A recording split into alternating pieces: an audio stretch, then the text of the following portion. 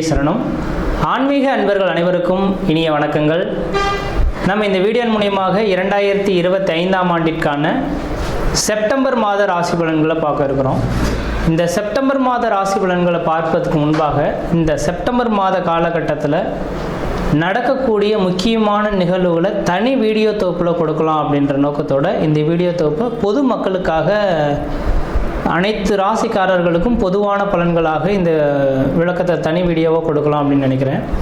இந்த செப்டம்பர் மாதம் 2025 பார்த்தோம் அப்படின்னாக்கா முக்கியமான ஒரு நிகழ்வு, கிரகணங்கள் தோஷம் ஏற்படக்கூடிய காலகட்டங்கள் இந்த மாதத்தில் உதயமாகுதுங்க. அதாவது கிரகண காலகட்டங்கள் அப்படின்னு பார்த்தீங்கன்னா செப்டம்பர் மாதம் 7ஆம் தேதி அன்று பார்த்திங்கனாக்கா சந்திர கிரகணம் நிகழ இருக்குது.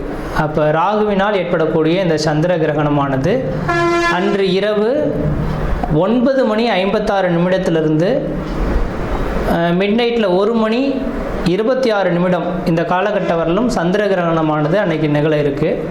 இது பூரணமான சந்திர கிரகணம் அப்படின்னு பார்த்தோம் அப்படின்னாக்கா முழுமையான சந்திரகிரகணம் பிடிபட்ட காலகட்டங்கள் எப்பொழுது அப்படின்னாக்கா தொடங்கக்கூடிய காலகட்டம் 9:56 தொடங்கி 1:26 மிட் நைட்டில் சந்திர கிரகணமானது முடிய போகுது. அதில் முழுமையான பவர்ஃபுல்லாக அந்த கிரகணம் ஏற்படக்கூடிய காலகட்டம் எப்படின்னு பார்த்திங்கன்னா இரவு 11 12:23 வரலும் முழுமையான சந்திர கிரகணமாக தெரிய போகுது. இது இந்தியாவில் தெரிய போகுது. இதுக்கு முன்பாகலாம் நடந்த கிரகணங்கள் பார்த்திங்கன்னா போன வருடத்தில் நடந்ததெல்லாம் வெளிநாடுகளில் நடந்ததுனால நமக்கு எதுவும் பாதிப்புகள் இல்லை. ஆனால் இந்த சந்திர கிரகணம் மட்டும் இந்த காலகட்டத்தில் இந்த மாதத்தில் மட்டும் நம்ம இந்தியாவில் தெரியக்கூடிய ஒரு கிரகணமாக இருக்க போகுது. அப்போ இந்தியாவில் நடக்கக்கூடிய இந்த கிரகணமாக இருக்கிறதுனால பொதுமக்கள்கள் கொஞ்சம் கவனமாக இருக்கக்கூடிய ஒரு காலகட்டங்கள் அப்படின்ற சொல்லலாம். எப்போல்லாம் கிரகண தோஷங்கள் ஏற்பட போகுதோ, எந்த இடத்தில் நிகழுதோ, அதாவது எந்த நாடுகளில் நிகழுதோ அந்த நாடுகளுக்கு ஒரு சில பாதிப்புகள் வரும்னு இருக்குதுங்க. அப்போ ராகு பகவான் கும்பத்தில் நின்று கும்பத்தில் இருக்கக்கூடிய ராகுவோட சந்திரன் இருந்து ராகு கிரகஸ்த சந்திர கிரகணமாக இந்த வருடம் செப்டம்பர் மாதம் 7ஆம் தேதி தொடங்க போகுது. இது பொதுமக்களுக்கு ஒரு சில பாதிப்புகளையும் கொடுக்கும், ஒரு சில நட்சத்திரங்களுக்கு யோகங்களும் கொடுக்க போகுது. அதில் முக்கியமாக பார்த்திங்கன்னா கர்ப்பிணி பெண்கள் இந்த நேர காலகட்டத்தில் கண்டிப்பாக வீட்டை விட்டு வெளியே வராமல் இருக்கிறது நல்லாயிருக்கும். சந்திர கிரகணம் இரவு நேரத்தில் நடைபெறதுனால பெரிய லெவலில் பாதிப்புகள் இருக்காது மக்களுக்கு. ஏன்னா அந்த நேரத்தில் மக்கள் அனைவருமே வீட்டு உள்ளதாக இருக்கும். முக்கியமாக இந்த நேரத்தில் கர்ப்பிணி பெண்கள் மிக மிக மிக கவனமாக இருக்கக்கூடிய காலகட்டங்கள். இந்த கிரகண தோஷங்களில் கொஞ்சம் வெளியில் வந்து சுற்றி உலாவணும், அந்த கிரகணத்தை பார்க்கணும் அப்படின்ற மாதிரி கர்ப்பிணி பெண்கள் மட்டும் நினைக்கிறாங்க அப்படின்னாக்கா அதோட கதிர்வீச்சு அதிகமாக இருக்கிறதுனால பிறக்கக்கூடிய குழந்தைகளுக்கு ஒரு சில பாதிப்புகளை கொடுக்கலாம். அதனால் அந்த கர்ப்பிணி பெண்களுக்காகவே இந்த வீடியோ கொடுக்கணுன்ற நோக்கத்தோடு நான் இந்த வீடியோவை தொகுப்பை கொடுக்குறேன்.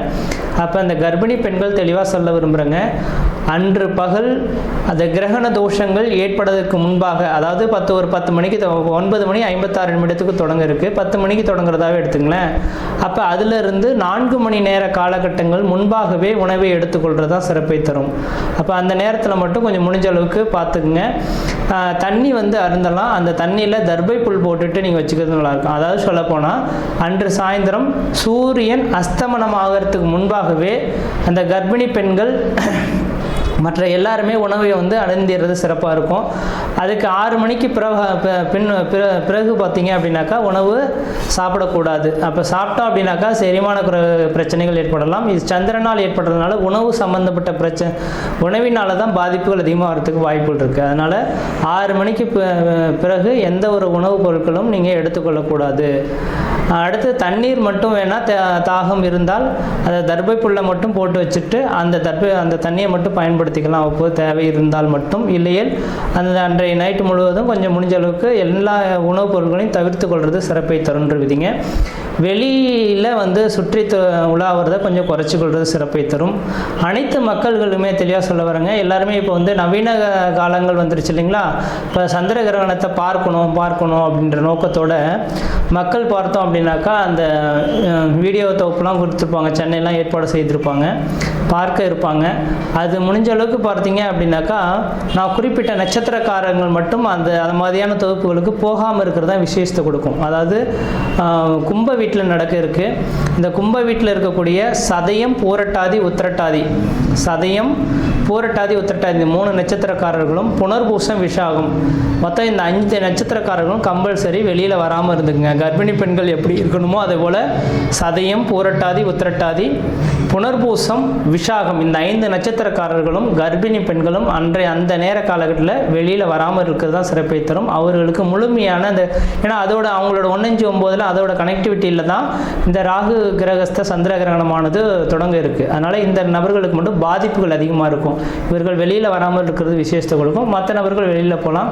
அதே போல் வயது மூத்தவர்கள் 60 வயதுக்கு மேற்பட்ட நபர்களும் வெளியில் வராமல் இருக்கிறது விசேஷத்தை கொடுக்குன்றீங்க. இது அப்போ அந்த நேர காலகட்டத்தில் அந்த கிரக காரகத்துவம் பெரிய லெவலில் பாதிப்பை தராத மாதிரி உங்களுக்கு தெரியலாம். அந்த கிரகண தோஷங்கள் ஏற்பட்டு அடுத்த 40 நாட்களுக்கு பிறகு தான் அதோட பாதிப்புகள் கொஞ்சம் அதிகரிக்கிறத பார்க்க முடியும். இப்போ உடல் ரீதியான தொந்தரவுகளை ஏற்படுத்தலாம். உணவு குழாய் சம்பந்தப்பட்ட பிரச்சனைகள் இந்த நபர்களுக்கு வரலாம். அதனால் கொஞ்சம் கவனமாக இருங்க. இந்த நான் சொன்ன இந்த 5 நட்சத்திரக்காரர்களும் மறுநாள் பார்த்தீங்க அப்படின்னாக்கா காலையில் எழுந்து பச்சை தண்ணியில் குளிச்சுட்டு விநாயகர் கோயிலுக்கு போயிட்டு அர்ச்சனை பண்ணிட்டு வர்றது விசேஷத்தை கொடுக்குங்க. ஏன்னா ராகு கேதுவின் கண்ட்ரோலை பண்ணக்கூடிய சக்தி விநாயகர் பெருமானுக்கு மட்டுமே உண்டு. அப்போ மறுநாள் செப்டம்பர் 7ஆம் தேதி நைட்டு இந்த கிரகணம் தொடங்க இருக்குது. செப்டம்பர் 8ஆம் தேதி அன்று பார்த்தீங்க அப்படின்னாக்கா விநாயகர் கோயிலுக்கு போயிட்டு குளிச்சுட்டு நல்லெண்ணெய் தீபம் போட்டு வழிபாடு செய்துட்டு வந்தீங்க. இந்த 5 நட்சத்திரக்காரர்கள் வழிபாடு செய்துட்டு வந்தால் இதனால் தோஷங்களை கண்ட்ரோல் பண்ணக்கூடிய சக்தி விநாயகருக்கு உண்டு. ஏன்னா ராகு கேதுவின் 2 கிரகத்தையுமே அடக்கக்கூடிய சக்தி இந்த விநாயகருக்கு இருக்கிறனால அவரோட சொல்லுக்கு கட்டுப்படுறதுனால இந்த 5 நட்சத்திரக்காரர்களும் வழிபாடு செய்து கொள்வது மிகப்பெரிய விசேஷத்தை கொடுக்குன்றவிதிங்க. அதே வேளையில் மற்ற ராசிக்காரர்கள் பெரிய லெவலில் பாதிப்புகளை எதுவும் தடாதுன்றவிதிங்க. அது இந்த கிரகணம் தொடங்கிடுச்சு அப்படின்னாவே அடுத்த அந்த இப்போ ஒவ்வொரு கிரகணமும் பார்த்தீங்கன்னாக்கா லாஸ்ட் இயர்லாம் 2-3 கிரகணங்கள் தொடங்கினது. ஆனால் இந்தியாவில் தெரியலை, அதனால் நமக்கு பாதிப்பு இல்லை. அப்போ எந்த நாடுகளில் கிரகணம் ஏற்படுதோ அந்த நாடுகள் கிரகணம் தொடங்கி அடுத்த கிரகண தோஷங்கள் உண்டாகக்கூடிய காலகட்டம் வரலும் ஒரு சில பாதிப்புகளை கொடுக்கும். அப்போ ராகுவினால் இந்த நேரத்தில் தொடங்குறதுனால கடல் சீற்றங்கள், ஏன்னா சந்திரனோட அமைப்பில் இருக்கனால நீர் சம்பந்தப்பட்ட விஷயம் கடல் சீற்றங்கள் ஏற்படலாம். அதாவது கடல் அலைகள், பூகம்பங்கள் ஏற்படக்கூடிய விஷயங்கள். அதே போல் பார்த்தீங்கன்னாக்கா அந்த நெருப்பினால் பாதிப்பு, விமான விபத்துக்கள், இது மாதிரியான ஒரு சில பாதிப்புகள் ஏற்படுத்துறதுக்கான வாய்ப்புகள் உண்டு. மக்கள் அதுக்கு பின்னர் பார்த்தீங்க அப்படின்னாக்கா முக்கியமாக அடுத்ததாக மழை காலங்களும் தொடங்க இருக்குது இல்லைங்களா? இப்போ மழை காலங்களில் பார்த்தீங்கன்னாக்கா நவீனமான ஒரு நோய் உருவாகிறதுக்கான வாய்ப்புகள் உண்டு. நோய் தொந்தரவுகள் மக்களுக்கு வரதுக்கான இந்த கிரகண தோஷத்தினால மக்களுக்கு அதிகப்படியான நோய் தொந்தரவுகள் ஏற்படலாம். நீரினால் பரவக்கூடிய நோய்கள் அதிகமாக உருவாகிறதுக்கான வாய்ப்பு உண்டு. அப்போ மழை காலங்களில் மக்கள் குடி தண்ணீர்களை சுத்தமாக வச்சுக்கணும். மழை அதாவது வெள்ளப்பெருக்கு அதிகமாக ஏற்படக்கூடிய இருக்கக்கூடிய இடங்களாக இருந்தால் தன்னோட வீட்டை கொஞ்சம் கவனமாக வச்சுக்கிறது, தண்ணி புகாத அளவில் இந்த வடிகால் வசதிகள்லாம் ஏற்படுத்தி கொடுறது விஷயத்தை கொடுக்கும். நான் இது சொல்லும் போது தேவையில்லாத விஷயம் இதெல்லாம் எதுக்கு அப்படின்னு நினைப்பீங்க. இதை அனுபவிக்கும் போது தான் அதோட பாதிப்புகள் தெரியும். அதனால் இந்த கிரகண தோஷங்கள் இருக்கிறதுனால பாதிப்புகள் இருக்கின்ற நம்பிக்கை வரக்கூடிய நபர்களாக இருந்தால் மட்டும் தயவுசெய்து சொல்ல வரங்க.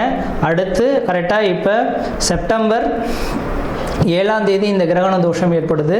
அதுலேருந்து 40 நாட்கள் அப்படின்னாவே அடுத்து கரெக்டாக மழை காலங்கள் தொடங்கக்கூடிய காலகட்டமாக இருக்கும். கண்டிப்பாக இந்த வருடத்தில் முக்கியமாக நவம்பர் டிசம்பர் காலகட்டத்தில் அதிகப்படியான மழைப்பொழிவுகளும் சீற்றங்களும் அதிகரிக்கிறதுக்கான வாய்ப்புகள் இருக்குது. மக்கள் கவனமாக இருக்குங்க. அதுக்காக தான் இந்த வீடியோ தொகுப்பு கொடுத்துருக்கேன்.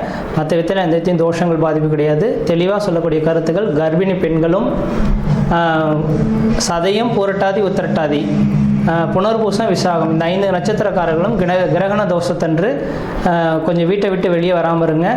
இரவு பார்த்திங்கன்னா 9:56 தொடங்கி நள்ளிரவு 1:26 முடிய இருக்குது. அது முழுமையான சந்திரகிரகணம் அடையக்கூடிய காலகட்டம் 11 மணியிலிருந்து 12:23 வரலும் இருக்குது. இந்த நேர காலங்களில் வெளியில் வராமல் இருங்க. உணவுப் பொருட்கள் எந்த ஒரு உணவுப் பொருட்களும் எடுத்துக்கொள்ள வேண்டாம். மறுநாள் காலையில் குளிச்சுட்டு விநாயகர் கோயிலுக்கு போயிட்டு விளக்கு போட்டிருந்தாவே இந்த தோஷங்கள் ஓரளவுக்கு கட்டுக்குள் வரும்ன்ற விதிங்க. மற்ற விதத்தில் யாருக்கும் எல்லோரும் தோஷம் கிடையாது. நம்ம இந்த வீடியோ மூலமாக 2025ஆம் ஆண்டிற்கான செப்டம்பர் மாத ராசி பலன்களை பார்க்க இருக்கிறோம். குறிப்பாக இந்த வீடியோ பார்த்தோம் அப்படின்னாக்கா கடகராசி அன்பர்களுக்கான வீடியோ. இந்த கடகராசி அன்பர்களின் குணாதிசயங்கள் அப்படின்னாவே நாட்டுக்காக உழைக்கக்கூடிய ஒரு நபர்கள் தான் சொல்லணும். தனக்காக உழைக்க மாட்டாங்க, தன்னை சார்ந்த உறவுகளுக்காகவே வாழ்ந்துட்டு போகக்கூடிய ஒரு ராசிக்காரர்கள்னா இந்த கடகராசி அன்பர்களாக இருப்பாங்க. காரணம் என்னன்னாக்கா, சந்திரனின் காரகத்துவத்தை பெற்ற இந்த கடகராசி அன்பர்களுக்கு தாய்மை உள்ளம் கொண்டவங்க. யாராவது ஒருத்தர் எனக்கு இல்லையே அப்படின்னு கிட்டாக்கா தன் கையில் இருக்கிறத அப்படியே எடுத்து கொடுக்கக்கூடிய ஒரு நபர்கள் யாருன்னாக்கா கர்ணன் அப்படின்ற ஒரு அமைப்புக்கு சொந்தக்காரர்கள் யாருன்னா இந்த கடகராசி அன்பர்களாக இருப்பாங்க. ஒரு மனமுருகிற மாதிரி ஒருத்தர் பேசிட்டானாக்கா நான் எப்படி இதை உழைச்சேன் சம்பாரிச்சேன் சேர்த்தோன்ற மாதிரி நினைக்க மாட்டாங்க. ஆனால் இதை அவங்க வச்சு அனுபவிக்கட்டும், சந்தோஷமாக இருக்கட்டும், அந்த சந்தோஷத்தில் நான் வாழ்கிறது மிகப்பெரிய சந்தோஷன்ற மாதிரி ஒரு சமுதாயத்துக்கு பயனுள்ள வகையில் செயல்படக்கூடிய நபர்கள் இந்த கடகராசி அன்பர்கள்.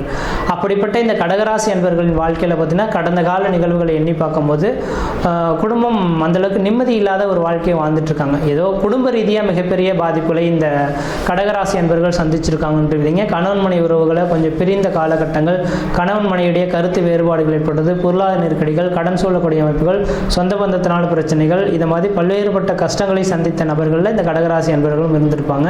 இதுக்கு காரணம் என்னன்னாக்கா இவங்களுக்கு அஷ்டமச்சனி நடந்ததுனால முன்ஜென்ம கருமாயின் பலன்களை இவங்க அனுபவிக்கணுன்ற விதி, அதை அனுபவிச்சு முடிச்சுட்டாங்கன்ற விதிங்க. அதுக்கான காலகட்டங்கள் முடிஞ்சு போயிடுச்சு. இனிமேலுக்கு உங்களுக்கு வளர்ச்சிக்கான ஒரு காலகட்டம் தொடர ஆரம்பிச்சிருச்சுன்றதை இந்த வீடியோ தொகுப்பில் சொல்ல விரும்புகிறேன். முக்கியமாக இந்த அமைப்பானது பார்த்தீங்கன்னா இந்த செப்டம்பர் மாதத்திலேருந்தே தொடங்குறதா நீங்கள் எடுத்துக்கொள்ளலாம். அப்போ இந்த மாத காலகட்டத்திலேருந்தே கடகராசி என்பர்கள் நீங்கள் எது செய்தாலும் தொட்டது தொடங்கக்கூடிய காலகட்டங்கள், நினைச்சது சாதனை பண்ணக்கூடிய காலகட்டங்கள், குடும்பத்தில் ஒரு சுப நிகழ்வுகளும் சுபகாரியங்களும், அழியா சொத்து சேர்க்கையும், வீடு மனை வாசல் வாங்குவது, கட்டுவது, குடிபெயர்வது, குலதெய்வத்துக்கு செய்ய வேண்டிய சடங்குகள் செய்கிறது, இதை மாதிரியான சுப நிகழ்வுகளை செய்யக்கூடிய ஒரு காலகட்டங்களாக இருந்துட்டு இருக்கு. இந்த நேர காலகட்டத்தில் நீங்கள் எடுக்கக்கூடிய முயற்சிகள் உங்களுக்கு சாதகமாக இருக்கும். அதுவும் இந்த மாத காலகட்டத்தில் உங்களோட ராசியிலேயே சுக்கிர பகவானும், ராசிக்கு 12ஆம் இடத்துல குரு பகவானும், ராசிக்கு 2ஆம் இடத்துல சூரியன் புதன் கேது 3 கிரகங்கள். அப்போ இந்த மாதத்தில் கொடை யோகம் அப்படின்றது ஒன்று உதயமாக போதுங்க. கொடை யோகம்னா என்னங்க அப்படின்னு கேட்டிங்கனாக்கா, தனக்கு கொடை பிடிக்கக்கூடிய நபர்கள், அது அரசனாக இருக்கவங்களுக்கு மட்டும்தான் கொடை பிடிப்பாங்க. அரச பரம்பரையில் அரசருக்கு நிகரான ஒப்பான தெய்வங்களுக்கு இவங்களுக்கு மட்டும்தான் கொடை பிடிச்சிட்டு போவாங்க. அப்போ கொடை யோகமானது இந்த மாதத்தில் உதயமாகுது. என்றைக்கோ உழைச்சி ஓடா தெரிஞ்சு ஒன்றுமே இல்லைன்னு ஓடி போய் உட்காந்தவங்களுக்கு 4 பேர் மத்தியில் பேர், புகழ், கௌரவம், அந்தஸ்து உருவாகக்கூடிய ஒரு காலகட்டமாக இந்த மாதம் உதயமாக போகுதுங்க. கண்டிப்பாக சார் ஒரு மாதத்தில் இது நடக்க போகுதா சார் அப்படின்ற மாதிரி உங்கள் மனசுக்குள்ளார நினைக்கலாம். தெளிவாக சொல்ல விரும்புகிறேங்க, இந்த கடகராசி அன்பர்களின் வாழ்க்கையில் ஒரு ஏறுமுகமான ஏற்ற காலகட்டங்களை சந்திக்கக்கூடிய ஒரு காலகட்டமாக இந்த மாதம் உதயமாகுதுங்க. ஏன் என்ன காரணம்னாக்கா, இந்த மாத காலகட்டத்தில் செப்டம்பர் 7ஆம் தேதி அன்று பார்த்தீங்க அப்படின்னாக்கா கிரகண தோஷம் ஏற்பட போதுங்க. இரவு 9:56 நள்ளிரவு 1:26 வரலும் இந்த கிரகண தோஷம் ஏற்பட போகுது. இந்த கிரகண தோஷம் ஏற்பட்டதுனாக்கா இந்த இந்தியாவில் பாதிப்புகள் இருக்கிறது உண்மை. ஆனால் அதில் இந்த கிரகண தோஷத்தினால ஒரு சில ராசிகள் அதிர்ஷ்டம் பெற போகுதுன்னா இந்த கடகராசி அன்பர்களுமா இருப்பாங்கன்றீங்க.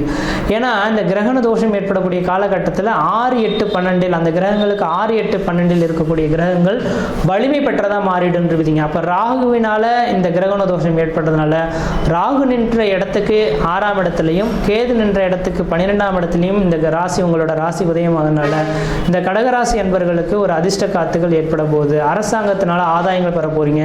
வெகு நாட்களாக ஒரு வேலைக்காக காத்திருக்கீங்க, அந்த வேலை கிடைக்கலன்னா இந்த நேர காலங்களில் கிடைக்கிறதுக்கான வாய்ப்பு உண்டு. அந்த இடம் டக்குன்னு ஒரு இடத்துல விட்டுட்டு வேணாம் அப்படின்னு விட்டுட்டு வெளியே போயிடுவாங்க. டக்குன்னு உங்களை ப்ரொமோஷனில் தூக்கி போட்டுருவாங்க. முக்கியமாக அரசு உத்தியோகத்தில் இருக்கக்கூடிய நபர்களுக்கு உங்களுக்கு ப்ரொமோஷன் கிடைக்கிறதுக்கான வாய்ப்புகள், அரசு உத்தியோகத்துக்காக காத்திருக்கக்கூடிய நபர்களுக்கு திடீர்னு வேலைவாய்ப்பு பெறக்கூடிய காலகட்டங்கள், அது முக்கியமாக அரசியல் தலைவர்களாக இருந்துட்டு இருக்கீங்கன்னாக்கா முக்கிய பொறுப்புகளில் இருக்கக்கூடிய நபர்கள் அந்த இடத்த விட்டுட்டு போயிடலாம்.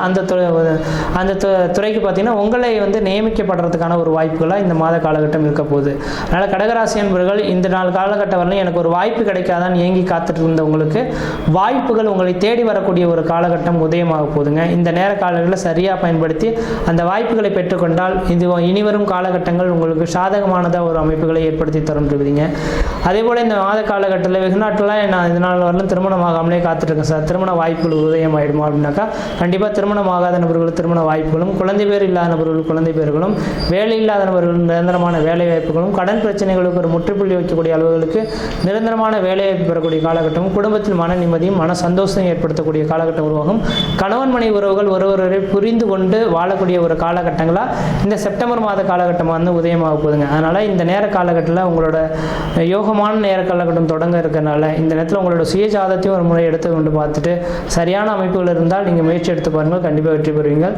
அது முக்கியமாக இந்த நேர காலங்களில் ஊரை விட்டு வெளியூர் வெளிமாநிலம் வெளிநாடு தொடர்பு வரக்கூடிய நபர்களுக்கு அதிர்ஷ்ட காத்துகள் உங்களை சுற்றி இருக்க போகுது அப்படின்னு எடுத்துக்கிட்டு வெளிநாடு சம்மந்தப்பட்ட முயற்சிகள் எடுத்தால் நீங்கள் இருக்கக்கூடிய காரியமும் உங்களுக்கு சாதகமான ஒரு அமைப்புகளை ஏற்படுத்துறீங்க. மற்ற விதத்தில் உங்களுக்கு எந்த விதத்தையும் தோஷங்களோ பாதிப்புகளோ சொல்கிறதுக்கான வாய்ப்பு கிடையாது. சீரும் சிறப்பாக இருப்பீங்க, நலமாக இருப்பீங்க. நன்றி, வணக்கம்.